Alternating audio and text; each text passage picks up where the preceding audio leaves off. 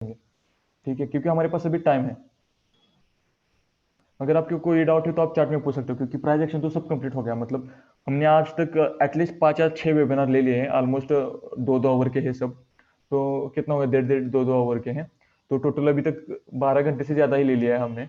और अभी भी बहुत है, इंडिकेटर बच गया है अगले सेशन में, चाहे ऑप्शन चेन एनालिसिस, फिर ऑप्शन में कौन सा देखना पड़ेगा, कौन सा ऑप्शन कब देखना पड़ेगा, वो सब भी हमें आगे आगे धीरे धीरे कवर करेंगे। ठीक है, लेकिन अब ये जो सेशन है हम एज ए Q&A सेशन हम करेंगे। मतलब आपको कोई डाउट है तो आप पूछ सकते हैं। यस, प्राइज एक्शन का मतलब जो भी इंपॉर्टेंट है ना, मतलब ऑलमोस्ट सभी प्राइज एक्शन हमने कवर कर लिया, ऑलमोस्ट सभी, मतलब एक मोर देन 90%।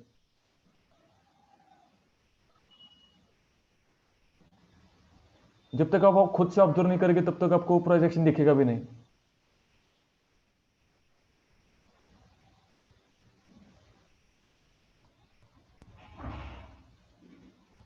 ठीक है, इसमें अगर कोई किसी को डाउट है तो अभी आप पूछ सकते हो।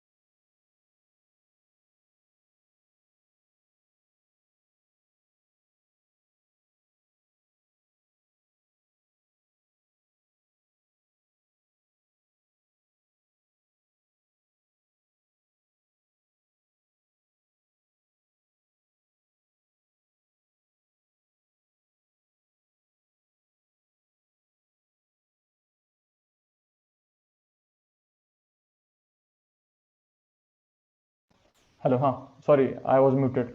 तो देखो, व्हाट इज स्विंग ट्रेडिंग। अब स्विंग ट्रेडिंग कैसा है, आपको स्टॉक देखने पड़ते हैं। स्विंग ट्रेडर में क्या है, स्विंग ट्रेडिंग का इसका मतलब है कि आज खरीद लो और एक छोटे टाइम फ्रेम है, मतलब 5 या 10 दिन के बाद वो इक्विटी शेयर बेच दो। इसको कहते हैं कि स्विंग ट्रेडिंग।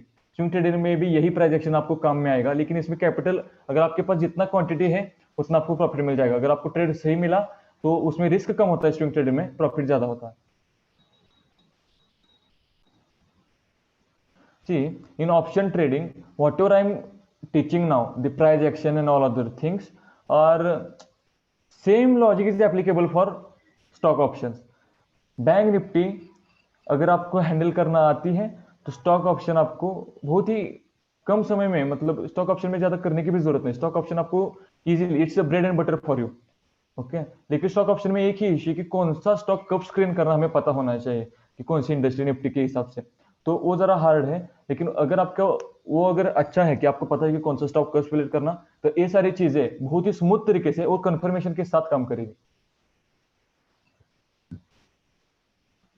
यस, विक्स के बारे में, see, India VIX is just nothing but one, consider this as a indicator. VIX क्या बताता है कि मार्केट में वॉलेटिलिटी कितना है। लेकिन मैं तो पूरा का पूरा प्राइस एक्शन ही देखता हूँ, मैं विक्स के बारे में ज्यादा देखता नहीं। विक्स कितना चल रहा है वो भी नहीं देखता। हाँ, लेकिन हाई विक्स होगा तो वॉलेटिलिटी ज्यादा रहेगी और स्टॉप लॉस हंटिंग के प्रॉब्लम ज्यादा रहते हैं। लेकिन प्राइस एक्शन देखने के बाद ही पता हमें चल जाता है कि वॉलेटिलिटी ज्यादा है और हमें एंट्री लेना ही लेना या फिर अवॉइड करना। हाँ, see, bank Nifty chart, how we can take a entry in the options if we see bank Nifty chart. Okay, let me share my screen once again. देखो, ये क्वेश्चन मैंने आंसर मैंने लास्ट बार भी बताया था, फिर से एक बार मैं रिपीट करता हूँ। देखो क्या होता है पता है, आपको हमेशा निफ्टी बैंक का चार्ट देखना है, स्पॉट चार्ट, ना कि फ्यूचर्स वाला। अगर आपने देखा, और फॉर एग्जांपल आप क्या कह रहे हो कि मैं क्या करूंगा, अभी 36,650 पर आपको आपको लग रहा है कि इधर ब्रेकआउट होने वाला है, तो आपको ब्रेकआउट, इस पर आपको एंट्री लेना है। ठीक है, ऑप्शन में तब आपको कौन सा ऑप्शन चूज करना है। मैं हमेशा करता हूँ prefer in the money.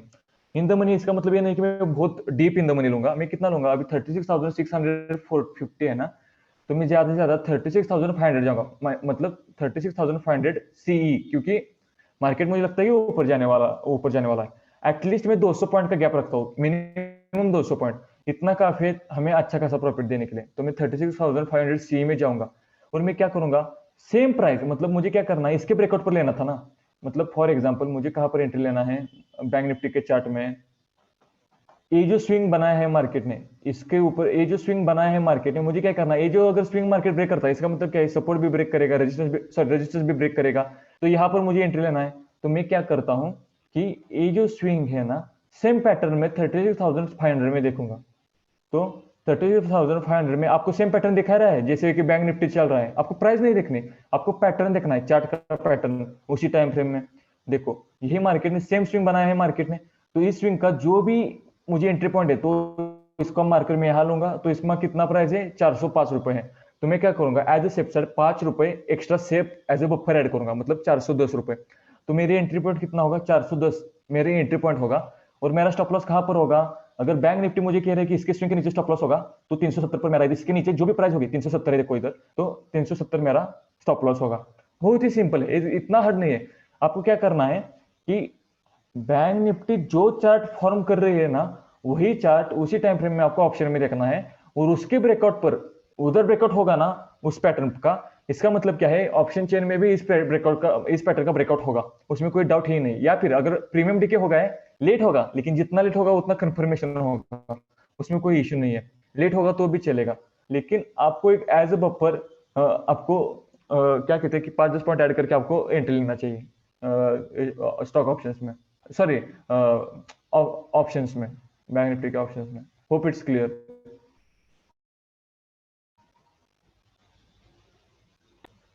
C free trade is trading, because देखो, जब भी मार्केट में मार्जिन हटा है तब से दो ही चीजें हैं।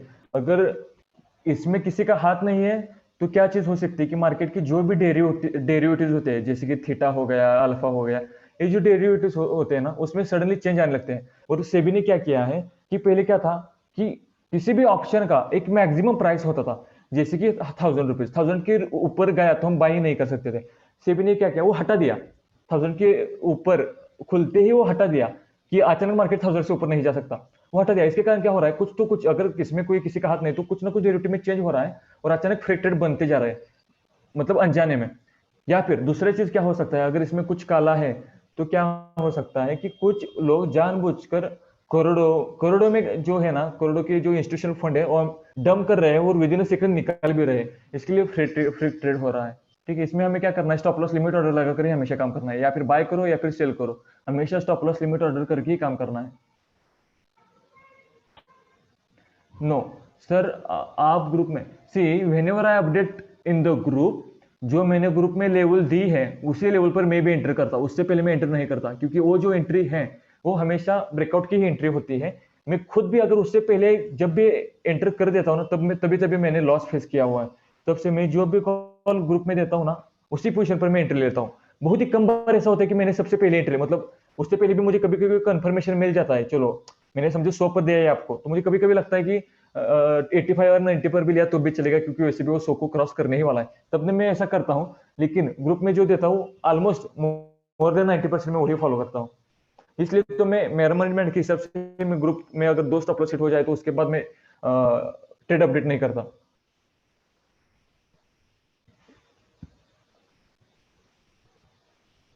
सर जिस टारगेट का कॉल ऑप्शन लग रहे हैं,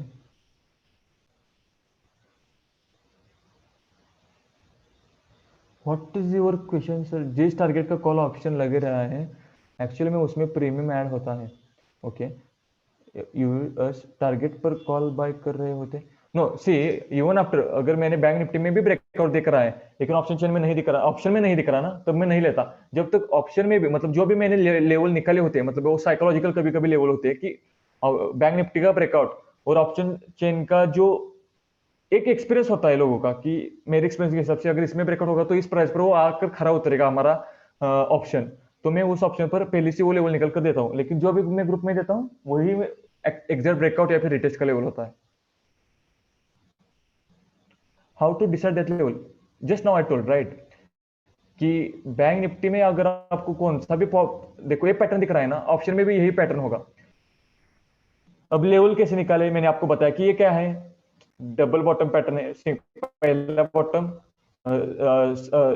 रेजिस्टेंस, दूसरा बॉटम, फिर जब वो ब्रेकआउट करता है तब आपको पता है कि ब्रेकआउट के बाद आपको एंट्री लेना है या फिर रिट्रेस में एंट्री लेना है। तो यही पैटर्न आपको 36,500 में देखना है ना, कि इस पैटर्न में आपको क्या देखना है कि ये जो लेवल है ना, इसके ब्रेकआउट पर आपको एंट्री लेना है। अभी मार्केट क्लोज हो चुका है इसलिए जरा साइड में चला गया, वरना ये ऊपर ही चला जाता। तो इसमें कितना लेवल आता है, 410 या फिर 405, इस लेवल के हिसाब से आप एंट्री ले सकते हो। इस लेवल हम निकलते हैं पहले ही। अब मुझे क्या पता मैं एडवांस में कैसे देता हूँ, क्योंकि एक एक्सपीरियंस होता है कि समझो कि मुझे पहला बॉटम दिखा, ऊपर है, दूसरा बॉटम दिखा, तो मैं क्या करूंगा, इमीडिएटली मैं ग्रुप में कॉल अपडेट करूंगा कि ये जो लेवल है 410 पर क्रॉस करेगा, इसका मतलब क्या है कि ये डबल बॉटम जो पैटर्न है वो सक्सेसफुल हो जाएगा और मार्केट ब्रेक करने के बाद ऊपर ही चल जाएगा। तो इसकी वजह से मुझे एडवांस में लेवल पता होते है कि किस लेवल पर एंट्री करना, ताकि मार्केट ऊपर जाएगा उस लेवल के हिसाब से। और मैं एडवांस में आपको बता सकता हूँ, ये सारी चीजें बहुत ही सिंपल है।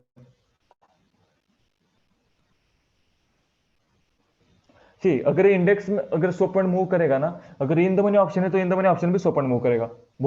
लेकिन क्या होता है, इन द मनी जो ऑप्शन है ना, वो बहुत ही डीप इन द मनी चला जाता है।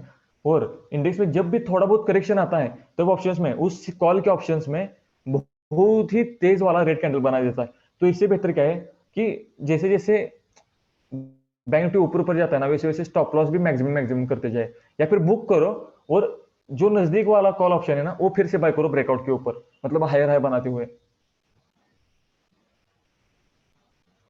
देखो फर्स्ट कॉल जो हम डिसाइड करते हैं ना, it's all about the observation. मतलब मैं कल क्या करना है मैं आज ही डिसाइड करता हूँ। फॉर एग्जाम्पल अगर आप देखोगे ना, मार्केट मार्केट का गैप अप खुलता है और 36,800 के ऊपर सस्टेन होता है ना, मैं पहला कॉल कॉल का ही दूंगा। या फिर मैं क्या करूंगा, अगर मार्केट 36,800 के नीचे आता है और इधर रेजिस्टेंस लेता है और फिर से नीचे आने लगता है, जब भी एक प्राइस एक्शन देखूंगा ना, उसके हिसाब से मैं पुट दूंगा।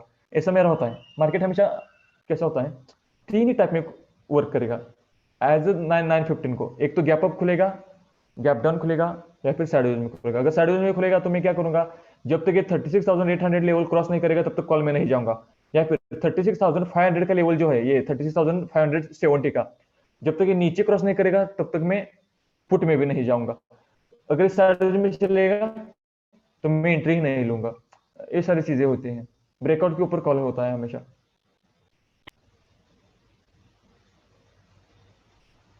हाँ ठीक है, और किसी को कोई डाउट?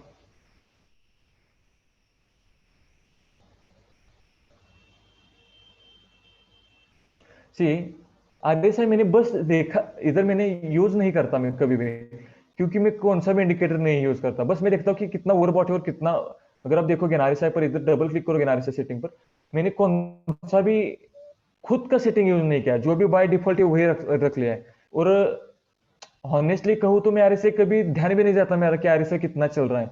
आरएसआई क्यों क्या है, क्योंकि जब भी मैं कोई लोगों के मुझे रिक्वेस्ट आती है कि इस इक्विटी का मुझे जो है वो बताओ, तब आरएसआई में क्या करता हूँ, जब मल्टीपल टाइम फ्रेम में देखता हूँ ना, तब मैं जरा आरएसआई देखता हूँ कि आरएसआई साइडवेज में चल रहा है या फिर नीचे या फिर ऊपर है, उसका कोई एग्जैक्ट सेटिंग नहीं है। और मैं इंडिकेटर पर ज्यादा डिपेंड नहीं हूँ। See SGX Nifty is Singapore Nifty.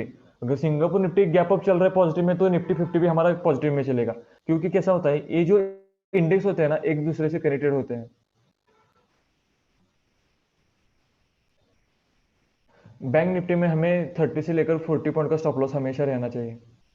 What about tomorrow market, मैंने जैसे कहा कि 36,800 अगर ऊपर क्रॉस करेगा तो हम सी की तरफ जाएंगे, और 36,600 के नीचे आएगा तो पुट की तरफ जाएंगे। बीच में हम कॉल एंटर नहीं करेंगे। Yes yes, I will send the slides.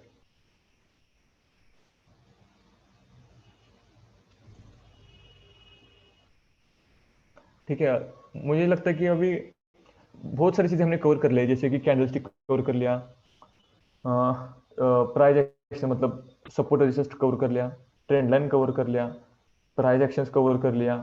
और एटलीस्ट ये 2 3 महीने से हमारे वेबिनार चल रहे हैं। अब बचा क्या है, इंडिकेटर्स बचे हैं, एक इंपॉर्टेंट इंडिकेटर्स, ऑप्शन चेन बच चुका है, और एंट्री और एग्जिट कैसे करना मैंने आपको ऑलरेडी बताया है। बस ये अब आपको ऑब्जर्व करना है, आपको डिपेंड है कि आप कितना सीखा है।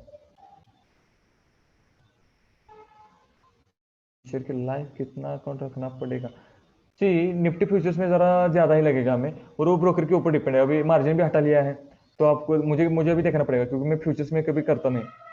मैं फ्यूचर्स में धीरे धीरे शिफ्ट होऊंगा, क्योंकि फ्यूचर मुझे लगता है कि ऑप्शन अगर हमें हैंडल करना आता है तो फ्यूचर हमें सेफ है फ्यूचर्स में। लेकिन फ्यूचर्स में शॉर्ट करने के लिए हमें बहुत सारा कैपिटल लगेगा।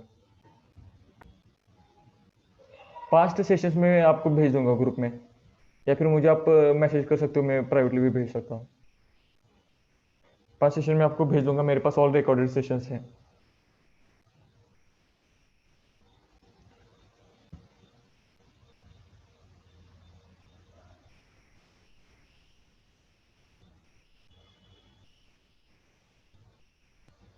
Look for investor and trader for learning. See, अगर आप 10 ईयर के हिसाब से देखते हो ना, तो investor is always good choice, not a trader. लेकिन इन्वेस्टर होते हैं ना, सेफली होता है, और 90% उसमें रिस्क नहीं होती। ट्रेडिंग क्या है, रिस्की है। 95% लोग लूज कर दिए ट्रेडिंग में, वो भी ऑप्शंस में। ऑप्शन बाइंग में 95% सक्सेस रेशियो, मतलब 90। मेरा तो मानना है कि बहुत ही लूज पैसा जब भी करते हैं ना, ऑप्शन बाइंग में ही करते हैं लोग। और ऑप्शन बाइंग सेफ नहीं है। अगर आप 10 साल के लिए देख रहे हो, अगर 1 साल में अगर आप ट्रेडिंग में आपका करियर बन रहा है, अगर आप अच्छे ट्रेडर हो ना, तो इन्वेस्टर से ज्यादा पैसा कमा सकते हो। लेकिन रिस्क उसमें रहेगा ही रहेगा, आप कितना एक्सपर्ट हो। लेकिन एज ए इन्वेस्टर करोगे ना, तो आपको ज्यादा से प्रॉफिट होगा, लॉस कम होगा। नो, सी सीपीआर लेवल अच्छा खासा होता है, लेकिन अगर आपके खुद के सपोर्टेंट लेवल हो गया ना, इट्स बेटर देन सीपीआर, ऐसा मेरा मानना है। सीपीआर लोग करते हैं, सीपीआर के वो भी अच्छा खासा होता है, लेकिन मैं ज्यादा उस पर ध्यान नहीं देता। खुद पर भरोसा करो, मतलब आपको कॉन्फिडेंस होना चाहिए कि जो लेवल आपने निकाला है वो सही है। ऑब्जर्व करो, फिर आपको पता चल जाएगा कि ये इंडिकेटर वगैरह इट्स अ मिथ, मतलब आपको उसको इंडिकेटर को फॉलो करने की जरूरत नहीं है। इंडिकेटर आपको हमेशा कंफ्यूज करेगा। In Upstox also CPR value is there. CPR है, देखो हर एक लोगों का अलग अलग होता है, एंट्री पॉइंट एग्जिट पॉइंट, हर एक लोगों का ट्रेडिंग करने का स्टाइल अलग होता है। मेरा अलग है, आपका भी अलग होगा। ठीक है, तो उस हिसाब से, मतलब आपको जो कंफर्टेबल है उसके हिसाब से आपको चलना चाहिए। अगर समझो मैं आज आरएसआई में यूज कर रहा हूँ, या फिर समझो मैं आज एवरेज कर रहा हूँ, इसका मतलब ये है कि आप यूज करोगे तो आपको भी प्रॉफिट होगा, क्योंकि मेरा लॉजिक अलग रहेगा उसमें, मेरा एंट्री पॉइंट अलग रहेगा। आपको भी वैसा आपको खुद का करना पड़ेगा। After learning trading is a good choice. After learning मतलब profitable trader is a good choice then investor. But investing always helpful. Trading का जो भी पैसा आप इन्वेस्टिंग में घुमाओगे तो अच्छा ही मिलेगा, उसमें कोई इशू नहीं है। आप आपके मनी मैनेज के ऊपर डिपेंड है कि कितना है। विच बेस्ट, देखो एज ए मैं कहूंगा कि अगर आपके पास 100 पॉइंट स्टॉप लॉस हिट होने की अगर कैपेबिलिटी है, स्टॉप लॉस आप 10 मिनट का ही देख सकते हो। 10 minute is the one of the best one, ठीक है, मेरे एक्सपीरियंस के हिसाब से। लेकिन मैं खुद 1 मिनट प्रेफर करता हूँ, क्योंकि स्टॉप लॉस मेरा 30 या 40 पॉइंट का होता है। लेकिन एज अ बिगिनर 5 मिनट से ज्यादा ही बेस्ट होता है। 5 मिनट या 10 मिनट, 15 मिनट तो बहुत ही अच्छा होता है, लेकिन 5 मिनट या 10 मिनट इनफ है।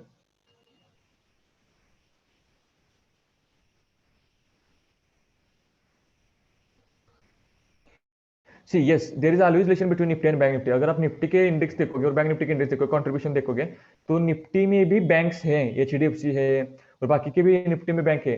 और बैंक निफ्टी में भी वही बैंक्स है जिनको ज्यादा हाई वेटेज है। ठीक है, इसलिए दोनों हमेशा साइमल्टेनियस वर्क करते हैं। जब भी दोनों इंडेक्स एक दूसरे के खिलाफ वर्क कर रहे हो, जैसे कि समझो निफ्टी ऊपर जा रहा है और बैंक निफ्टी नीचे आ रहा है, जब भी ऐसा होता है ना, तब क्या होता है पता है आपको, उस दिन ट्रेड नहीं करना। सिंपल सी बात है। तो हाई चांसेस होते हैं कि आपका खाली में स्टॉप लॉस हिट हो जाएगा। या फिर कभी कभी क्या होता है, निफ्टी ऑल टाइम हाई चल रहा है लेकिन बैंक निफ्टी चल नहीं रहा अभी की सिनारियो से, तब क्या होता है पता है, रिस्क क्या होता है ट्रेड करना। मतलब दोनों भी एक तो हाई में होने चाहिए, या फिर दोनों भी लो में होने चाहिए, तो भी मार्केट में फ्लो लेस हम एंट्री कर सकते हैं। Yes yes, I am sharing all the recordings.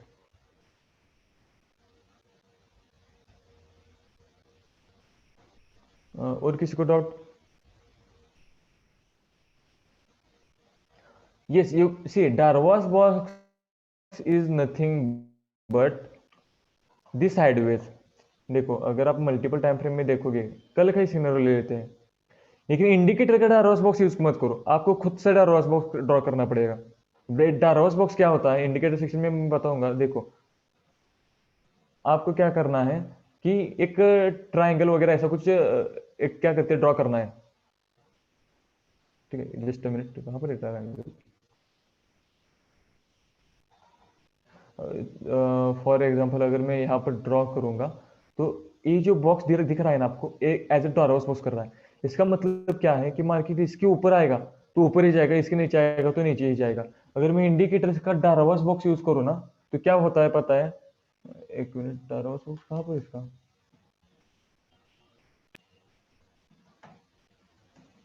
Why it's not showing an indicator? Previously it was showing.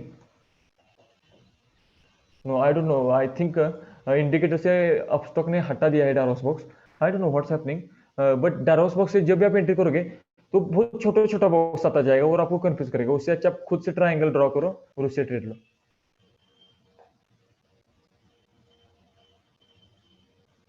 Market up या डाउन जाएगा वो सब ट्रेंड लाइन के ऊपर है। ट्रेंड लाइन, सपोर्ट और रेजिस्टेंस।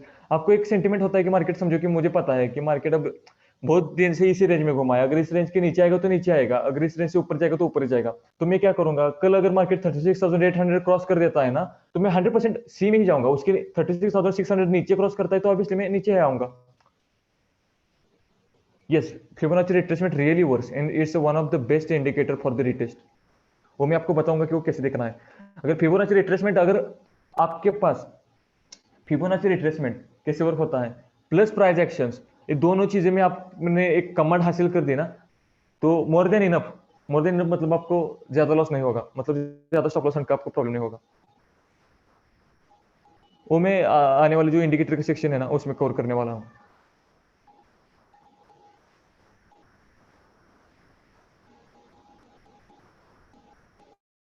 और कोई किसी का डाउट?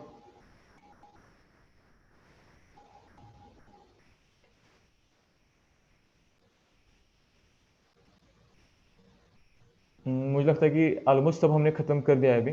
प्राइस एक्शंस भी देख लिया मैं। रिकॉर्डिंग जो सेशन है वो ग्रुप में मैं भेज दूंगा।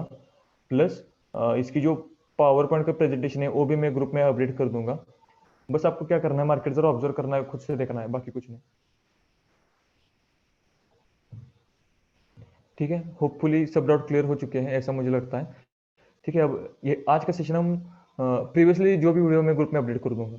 मतलब आज के वीडियो ऐड करके पूरा का पूरा लिस्ट अपडेट कर दूंगा। स्टॉप लॉस हमें बैंक निफ्टी में 30 या 40 पॉइंट रखना चाहिए। मैं thank you, okay, thank you mister Bondla sir. जो सेशन में अपडेट कर दूंगा, आज के लिए हम इधर ही स्टॉप कर देते हैं। ठीक है, thanks everyone for joining this session. We can continue this week. It's more exciting for us because this week में अगर 37,000 अगर क्रॉस करेगा मार्केट, और वीकली एनालिसिस में जरा बुलिश ही दिख रहा है, लेकिन कुछ भी हो सकता है क्योंकि निफ्टी भी ऑल टाइम हाई पर चल रहा है। अगर निफ्टी 17,400 से ऊपर जाएगा और बैंक निफ्टी 37,000 एक साथ अगर क्रॉस कर देगा इस हफ्ते, तो इसका मतलब क्या है, हमें एक बहुत बड़ा जैकपॉट ट्रेड मिलने वाला है। बस अब वेट करेगा। स्टॉप लॉस हिट होता है होने दो, कोई इशू नहीं, उससे डबल मिलेगा, कोई इशू नहीं है। ठीक है, बस आपको एक पेशेंटली वेट करना पड़ेगा। Okay, thank you very much, thank you very much for everyone. Okay, bye.